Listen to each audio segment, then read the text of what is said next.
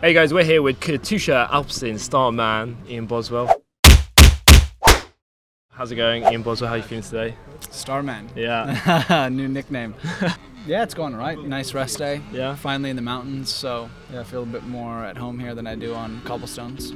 How was yesterday? It looked like a bit of a rough ride. My fingers are still a little bit sore. It was crazy, but I have to say I did actually, looking back, I actually enjoyed it. And I never want to do Paris-Roubaix, and I think that's like as close as I want to get to doing Paris-Roubaix. But I'm actually glad that I guess got to experience it, especially in that environment with fans on the road. And I did a recon after Liège, and it was terrible. I was like, this is going to be a nightmare. And actually, I enjoyed the race yesterday. So did it live up to that expectation of being a nightmare then, or was it worse?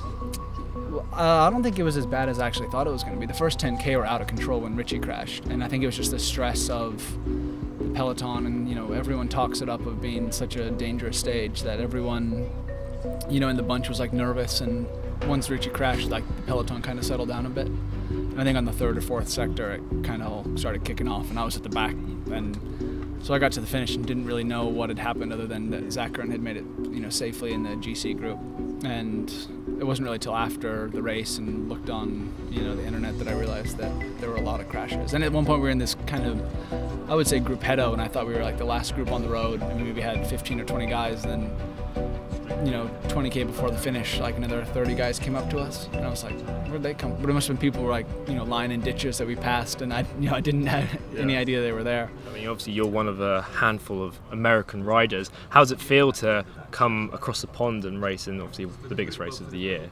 It's an honor, man. Like, I think in the US, growing up in the Armstrong era, it was like the race that we all we started following cycling because the Tour de France. The Giro or the Vuelta, even Roubaix wasn't televised on American TV. It was only the Tour. That's cool. It's awesome to be here as an American rider. I think there's 4 or 5 of us in the race this year. You stay in contact with those guys, or do you kind of just like give each other a nod out on the road?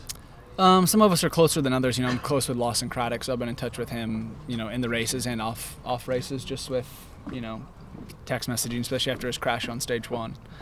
Yesterday I told him I wouldn't leave him behind on the cobblestone, so there's a couple times in the gruppetto I went to the back just to make sure he was still in the group. I'm trying to think what other Americans are in the race. Taylor Phinney. Phinney's here, yeah. Heading to Sana and doing my best Mugatu impersonation. What's up? I've actually joked with Phinney a bit. We raced together for a long time, so I've joked with him a bit, but yeah, he's gotten pretty quirky over the years. Sometimes it's hard to talk to him. So yeah, because he's going now by the vibrations officer, isn't he? He's the guy who keeps the good vibes. Yeah, I mean, to each their own.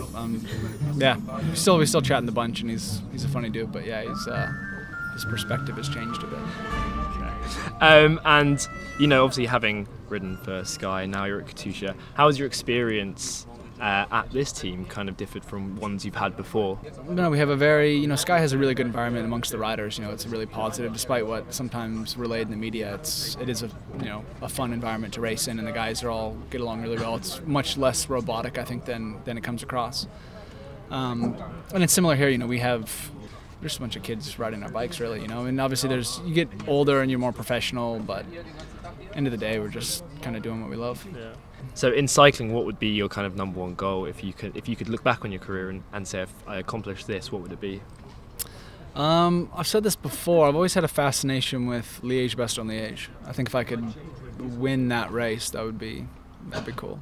Okay, cool. Yeah, I don't know why. Just something about it has always been. No other one-day classics, just that one. Just that one, yeah. I'd probably take winning that over an Olympic. Well, maybe not an Olympic medal. I don't know, but yeah, to win Liège would be a dream. What about a stage at the Tour? Yeah, of course. I mean, to win on something like Alpe d'Huez. We went and did the recon after the Dauphiné, and that's the first time I'd ridden Alpe d'Huez. And the fact that your, name's placed in a switchback for, I'll say all of time, but probably for at least my lifetime, that'd be cool to have your name up on one of those switchbacks.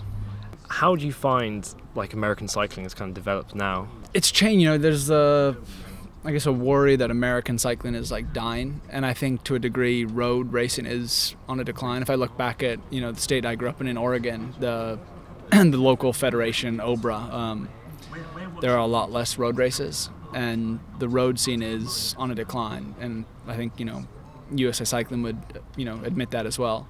But I would say cycling as a whole has gotten a lot bigger, especially with, gravel bikes and these gravel fondos and grand fondos, mountain biking. Cool. And finally then, what is your favourite type of coffee? I would have to say a flat white.